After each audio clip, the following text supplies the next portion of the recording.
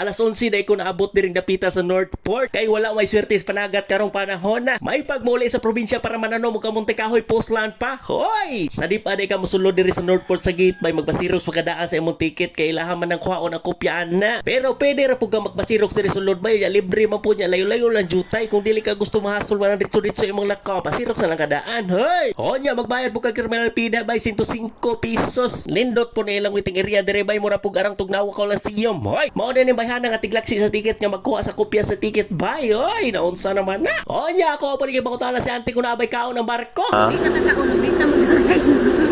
Way daghang istorya gipanawag din ang mga ligaw og tuhod kay mao'y paunahon og sakay sa bus. Muli niya kay perti mang daghanas por sa hero ane puro boya. Musakay og bus kay medyo layo-layo pa gining barko nga among adtuan. Ako ba po kay nag-driver bay murag season tata moy. Mao din ning barko ang gisakyan bay nga perti para og perti nakuha. Pagtan-aw pa lang nako da sa ilang rampa bay perti nang taasa hanguson maputaan ni. Ay kana laging wala na exercise niya magsige lang kaon mao gini resulta. Pero dili po ta ka blame sa atong kagalingon kay mao po nay magdagkusog ang kaon. Hoy! Mura po nig luxury ships bay kay pagsaka pa lang nako na escalator. Abi man ako sa mga shopping mall na aray escalator sa barko po di ay di po palopig. Ay pagsulod pa lang namo bay dada di welcome niya din musugat nimo nga mo guys sa kwarto nga asa ka mahimutang og mahiluna.